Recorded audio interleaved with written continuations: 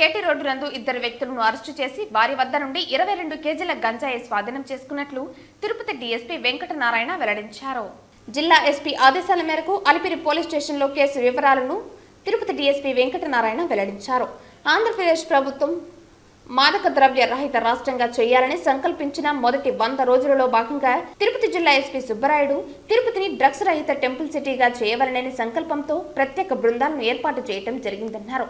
తిరుపతి జిల్లా ఎస్పీ సుబ్బరాయుడు ఆదేశాల మేరకు తిరుపతి డీఎస్పీ వెంకటనారాయణ ఈరోజు అలిపిరి పోలీస్ స్టేషన్లో విలేకరుల సమావేశం ఏర్పాటు చేసి గంజాయి కేసు వివరాలు వెల్లడించారు. ఈ సందర్భంగా డీఎస్పీ మాట్లాడుతూ ఈ ఇద్దరు ముద్దాయిలు గంజాయిని ఎక్కడి నుంచి తెస్తున్నది, ఎవరికిస్తున్నది వంటి వివరాలపై దర్యాప్తు జరుగుతోందని త్వరలో వెల్లడిస్తామన్నారు. గతంలో A2 కొండాముని భరణిపై తిరుపతి సబ్ స్టేషన్ నందు 3 గంజాయి కేసులు ఉన్నాయని అన్నారు.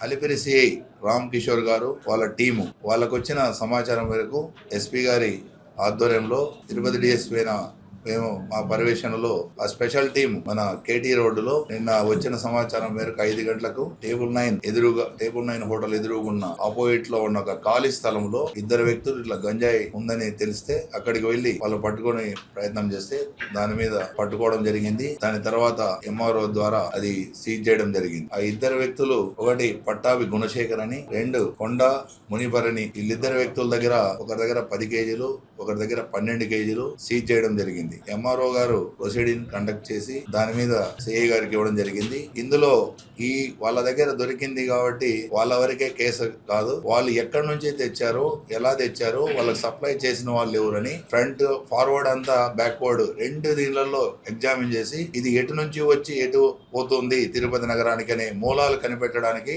ప్రత్యేకంగా టీముల ద్వారా జరుగుతోంది. ఆ టీముల ద్వారా వీళ్ళకి సప్లైదారులు ఎవరైతే ఉన్నారో వాళ్ళందరినీ పట్టుకునే సపరేట్ టీములు పెట్టడం జరిగింది. అది త్వరలోనే వాళ్ళని పట్టుకోవడం జరుగుతుంది. ఎవరైనా సమాచారం ఇస్తే దాని మీద సమాచారం గోప్యంగా పెట్టి ప్రత్యేక చర్యలు తీసుకొని డ్రగ్స్ రహిత తిరుపతిగా సురక్షిత నగరంగా సేఫ్ సిటీగా చేయడానికి మా వంతు ప్రతిదినము నిత్యం కృషి చేయడానికి మేమంతా సిద్ధంగా ఉన్నాం.